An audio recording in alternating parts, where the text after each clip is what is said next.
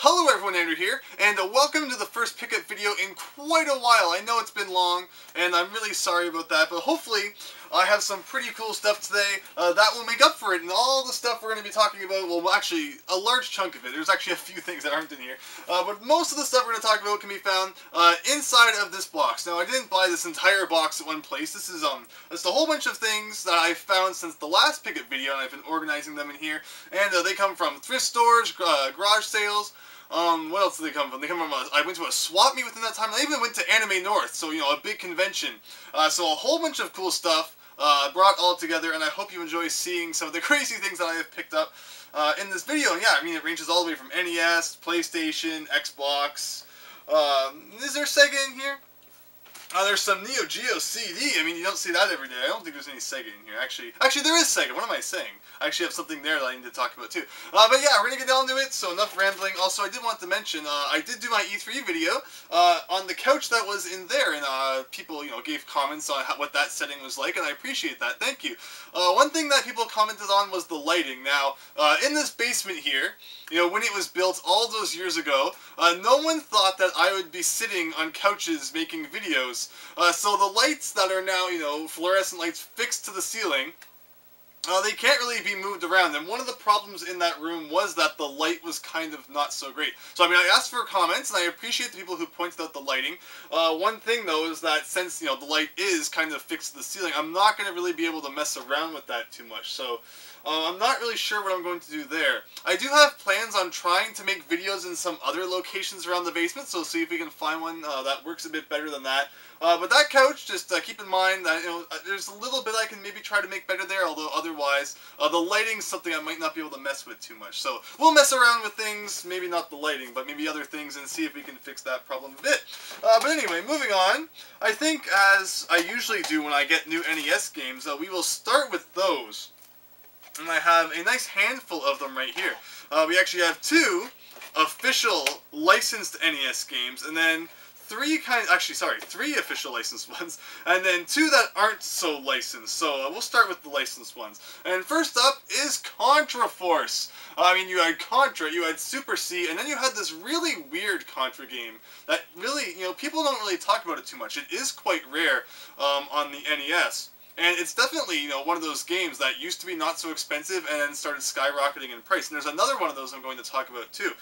In the case of Contra Force, I think it was like 4 years ago, I had a chance to pick it up for $40. And just because, you know, I only had a few hundred NES games at that time, there were still a lot of $5 ones and even $10 ones out there that I didn't have. So, you know, for an NES game to be $40, that was like, whoa, I'm spending, you know, 8 times what I could on other NES games. So I passed on it then. Although these days, Contra Force is like, you know, almost $100 game. So I got my hands on it now, and then you look back and you say, you know, I ended up getting it for, you know, twice as much as what I could have paid for it back then. But it's just something, I mean, you can't dwell on those things forever. Of course, you know, if you knew, you know, what stocks go up and what prices would go up, everyone would invest in everything and it'd be a mess. But so, it's one of those things that I missed out at a better price back then, but I got my hands on it now. So Contra Force is an NES game to add to the list. The next NES game that was exactly the same case, I had a chance to pick this game up for like $30 a few years back. That is Cowboy Kid. And it comes in a plastic case that someone made by cutting up the box and, you know, sliding the front into the front of the case, the end into the end of the case, and then the back into the back of the case. So I hate when people do that. Although, I mean, if they hadn't have done that, the box probably would have just been thrown out anyway. But the point is, inside of this case is the Cowboy Kid cartridge with an incredible number, N479, printed on the front. Now, I am going to try to use, you know, Goo Gone. I actually did already try to use a bit of it, and it was removing the bottom of the end. I have to thank Pete, you know, for that suggestion. I never really thought, you know, Goo Gone, it's great for getting, you know, the stick, you know, the glue that stickers leave on cases, but I never really thought to use it to remove marker on the front of cartridges. It's just, it's not goo, so I mean, I guess, you know, the name is misleading. It should be goo and marker on the front of your NES games gone. But I'm going to use that, as it looks like it will get the rest of it off, but that looks like a job for, you know, a day when I don't have much else to do, because it might take a while. But anyway, Cowboy Kid, another one of those games that used to be not so expensive, but has gone up in recent years, and as a result, I didn't get it for as cheap as I would have back then, but I did add it to the list thankfully. And another game, which I accidentally thought it was an unofficial one, because I saw the side of the case and thought, oh, it's like a Tengen game, but no. It's Felix the Cat, another NES game, which I actually could have gotten a few years ago. But it hasn't skyrocketed as much as Contra Force or Cowboy Kid have. And it wasn't the case because it comes with this thing from Game Time, which was an ancient video game store, which unfortunately no longer exists. Because, back when you used to buy used games, companies would usually kind of print out their own thing to go with it. And this kind of, describes, the game and how it's played, since it didn't include a manual. But yeah, game stores don't do that anymore, which is a shame. Things were so much more fun back then. Now it's all just GameStop. Give us your money. We don't like the customers. And, that's the unfortunate reality which we are forced to live with these days. But let's put those over there. And the other two NES games, we'll leave that one for last. Next up is Impossible Mission 2. Now, this is a very, very bizarre NES game. And unfortunately, unlike these other three I've shown, this one, as far as my NES list goes, there are two different impossible missions listed on it, despite the fact that there are actually 3 variations of it. So I now have all 3. Now let me see, because this is something I do every time when I talk about variations. I should get them off the shelf before I start making the video. But they are located over here. So we have the first variation, which is actually in a completely different case from this one. And then we have this variation, which is actually exactly the same as this variation, has a very weird cartridge design. I'm not entirely sure what the story behind that is.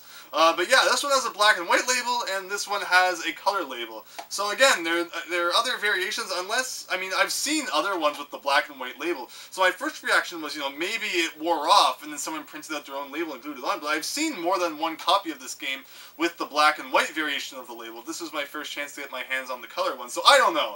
I have no idea. I know I have 3 different versions of this game. I have no idea why there are 3 different versions of this game. And there's like 3 unofficial versions. Sometimes it makes sense when you have an official NES version and then like a Tengen version, kind of like Pac-Man, where you have the gray cart and the black cart. But for there to be 2 versions, or 3 versions of an unofficial game, I have absolutely no idea what is going on there. And I don't even know where I would begin to look for such information. But let me slide these 2 back onto the shelf. Let's get those there before I accidentally get them mixed in with everything else. But yeah, so it's not even Mission Impossible 2. It's Impossible Mission 2, because there actually is Mission Impossible for the NES.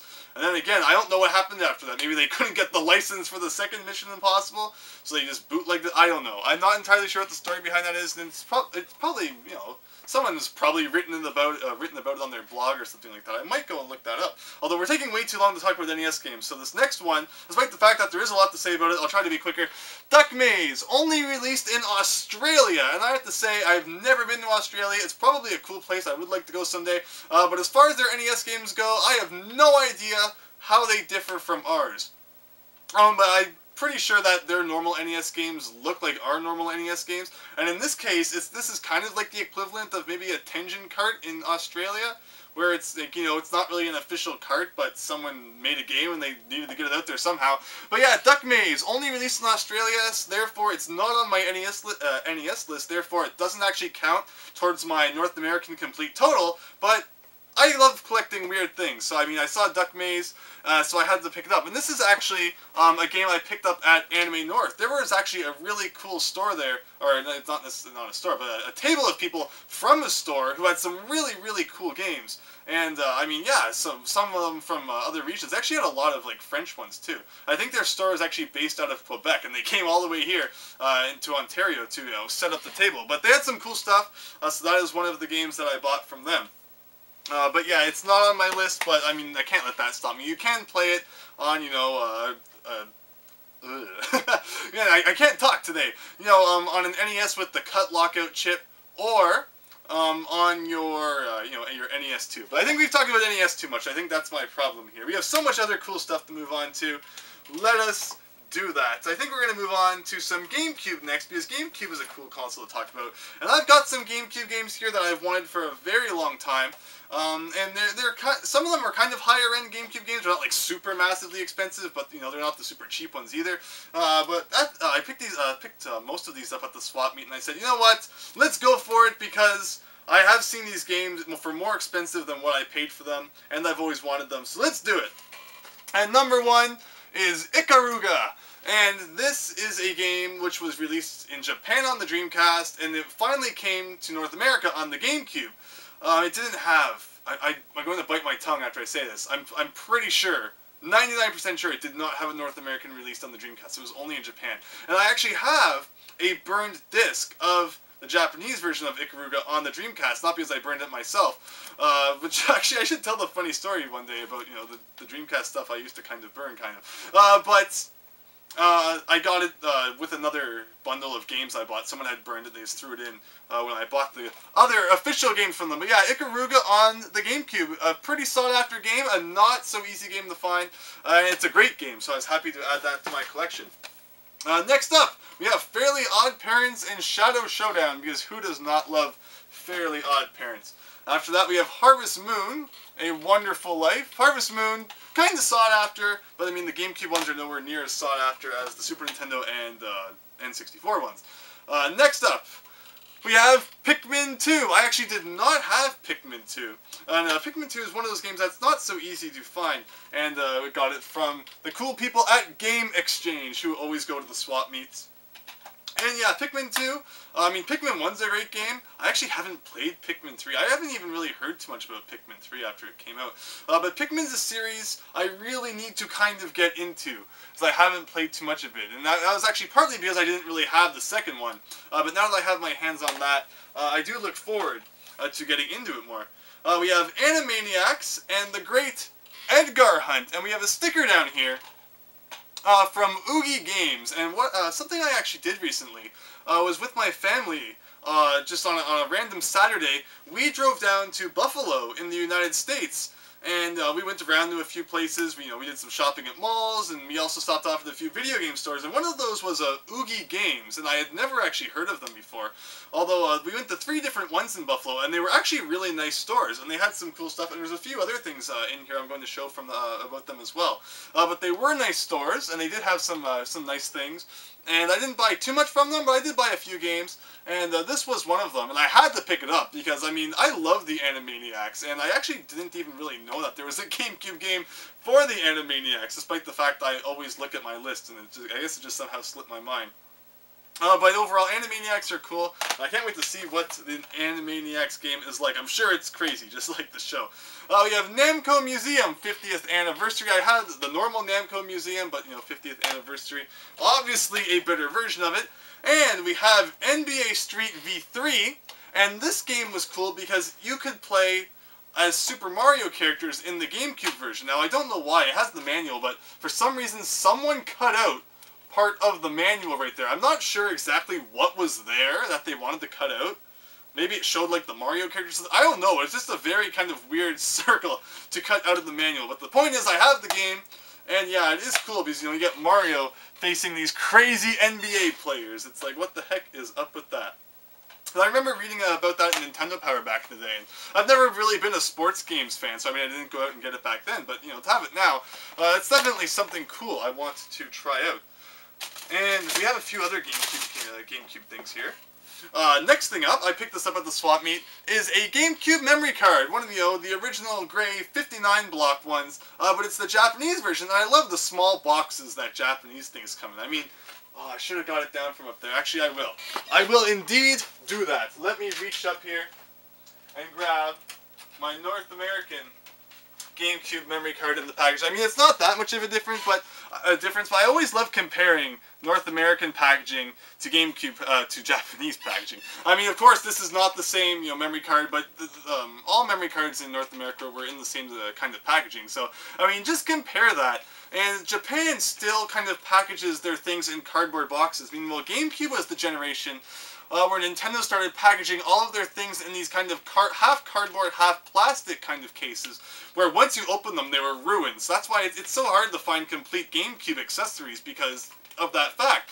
I mean, all the things I have hanging up there, like the RF unit, the modem, the Game Boy Advance to GameCube link cable, they all, they're in packages where once they're open, they're wrecked. Even the GameCube controller I have, like, it's a shame, really, because it makes you know, it's so hard to collect those kind of things. Although when you do have them complete, it is really cool. But just a quick comparison there about things from different regions, because I love things from different regions. Two more GameCube things to talk about, and then we're going to have to start moving through this really fast. While I'm talking about things for too long, is a really kind of neat GameCube disc carrying case. Now, if I had seen this back in the day, I definitely would have picked this up, because I had no idea that it even existed.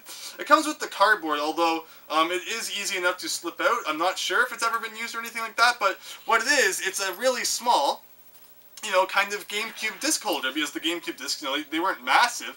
So you could put all your little discs in here and take them to your friend's house. And it even has this paper here, which I'm not sure if the person I bought it from put it in there. It was probably there originally. As I'm guessing, you know, the fact it comes with everything, it's probably never ever been used. And I mean, if I hadn't done this, as far as you know, I could just be like, aha, it's brand new and never been taken out of the package. No, so that's a really, really, really funny thing. I mean, it's an official Nintendo product, so definitely something I wanted to grab when I had the chance. And one final GameCube thing to talk about, and I promise we'll move on to something that's not Nintendo. Actually, there's still a few more Nintendo things in here, but we'll move on to something that's not Nintendo for a break, is Tales of Symphonia Disc 1. Now, I don't usually get games that don't have cases with them, or in most cases, but I had to get this single disc because way back when, actually not way back when, about a year ago, actually, yeah, this story will eventually evolve into something that talks about way back when. So about a year ago, I was at a thrift store, and I found Tales of Symphonia. But there was one problem. When I opened it up, it only had disc number 2. So, thinking back on something that had happened about 5 years ago, I weighed kind of the pros and cons of, you know, buying a game that's incomplete, and I said, you know what, I'll probably be able to get just the disc for cheaper than buying everything together, because especially, you know, with Tales of Symphonia, you know, GameCube RPG, definitely not super cheap. So I picked up that, and now, about a year later, I finally got my chance to get just the disc. So, on video, because, you know, this is an incredible moment, we will add disc number 1 to the case and complete everything. Make sure we can see that. Complete! There we go. So Tales of Symphonia is complete. I mean, that's really great to be able to think. Like, I was really kind of like, you know, who's ever going to sell just disc 1 of Tales of Symphonia? And then I just happened to find someone who only had the first disc. So I mean, that's just one of those awesome things that can happen. But then that kind of brings me to another story about another game that I have in here, and of course it's near the bottom, which makes things kind of difficult. And that is Grandia 2. Now, about 5 or 6 years ago, back almost when I first started collecting, one of the very first things I ever came across at the thrift store was Grandia 2. And I opened it up, and there was disc 1 in there, but you know, it has a big case. So I went to the back, and the second disc was missing. Although, you know, being kind of clueless back then and not as smart as I am today, disc 2 is actually just the soundtrack, and Grandia 1 is actually just a single disc game. But of course, you know, since it was missing, you know, the only thing that really says that this is a soundtrack is the disc itself. So, back when I first started collecting, I found this at a thrift store, but I opened it up, saw the main disc in the front, and opened it to the back, and saw that there was a disc missing. So I'm like, I don't want to buy it if there's a disc missing, because I'll probably never be able to find just the second disc, not realizing that the second disc was just the soundtrack, and I could have completely played the game with just a single disc. But that was back when, you know, there were so many games out there, and I tell the stories of I used to come home with stacks and stacks of stuff every day. So I was probably, you know, assuming I would just come across a complete copy at a thrift store someday, even though that never actually happened. I actually did pick this up at a garage sale many years later now.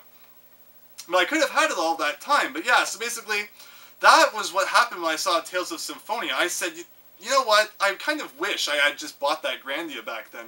So the same thing would probably happen with that. So I picked it up, and then I found the main disc. So luckily, many years later, I found a complete copy of Grandia 2. And I could have had, you know, the game back then with the case. Actually, I don't remember if the one at the thrift store had the manual. But regardless, everything now. So I am happy to add that to my collection. Man, we have to get through stuff fast. This is taking forever. This is actually taking absolutely forever. Let's see what else we can go through here really quickly. Next up, this what I should go on to next? Sure, let's do that. We have PlayStation stuff. Now, I actually have, I've shown my PlayStation 2 collection. It's quite big, although there's still quite a few. I mean, since there's just so many PlayStation 2 games, there are some really good ones out there that I still don't have. And when I went to that Oogie Games place in the US, this was immediately one of the things that caught my eye. And that is Zone of the Enders. I actually haven't taken the stickers off yet because I wanted them to remind me to talk about the store. Yeah, Zone of the Enders for PS2. And one of the main reasons I picked this up was because, it's not going to focus, but it says it was $2.99. Now, just recently going to Anime North, before going to the store, they were selling Zone of the Enders for like 20 bucks. So for $2.99, I'm like, wow, I definitely need to pick that up. Because, everyone else is obviously either overcharging for it, or this was an incredible deal for it. And you open it up, and it even actually has 2 discs, one of them being a Metal Gear Solid 2 demo disc, and then having the main game. So for $3, that's actually a fantastic deal, so I was really happy to grab that. We also have the King of Fighters 2006, 2006. We have State of Emergency, and we have an awesome sticker on the front reminding whoever is selling it to check the buyer's ID, because, oh man, what would happen if a kid ever got their hands on an M-rated game. And we have the Jungle Book, Rhythm and Groove. And it's funny because, this was kind of, came out to, what's it called? Because the Jungle Book 2 was just coming out. It's one of those weird things where Disney movie cartoon has a sequel like 30 years later. It makes absolutely no sense, but that's what happened, and that is why that game exists. What else we got here? I suppose I will show a couple of PS3 things. I actually picked up both of these things at garage sales, so ignore the sticker you're about to see on the next one. And I paid only $1 or $2 each. And we have Little Big Planet. Now I have Little Big Planet, but it is the Game of the Year edition. So just for fun, since I didn't have it, I decided to grab the very original copy of it. And the other game I got is Elder Scrolls 4 Oblivion. So yeah, like I said, it came from a garage sale. It did not cost me $29.99. But the reason that sticker is still on there is because if you've watched, I'm not going to say any of my videos, but in pickup videos in the past, I have talked about We Got Games is price stickers, and they just don't come off at all. So I mean, I could have tried to take it off, but I mean, if you're ever going to try and take one of their stickers off, you should just cancel all of your plans for the day. Because that's how long it's going to take you to get one of their stickers off. It's actually absolutely ridiculous. But, yeah, so Oblivion, despite the fact that the sticker is going to take 13 years to get off, it is complete. And I actually haven't played too much of Elder Scrolls games. I know they're supposed to be fantastic. I know they're supposed to be, gigantic. And that's kind of the problem, is I just don't have so much time these days to play gigantic games. But it does look awesome, and I will definitely have to check it out now that I have my hands on that. I remember the big hype a few years ago over Skyrim. That was actually a lot of fun. Seeing all the people get excited about that coming out. And I was just like, I've never played Elder Scrolls, but it was still fun to get excited along with everyone. But anyway,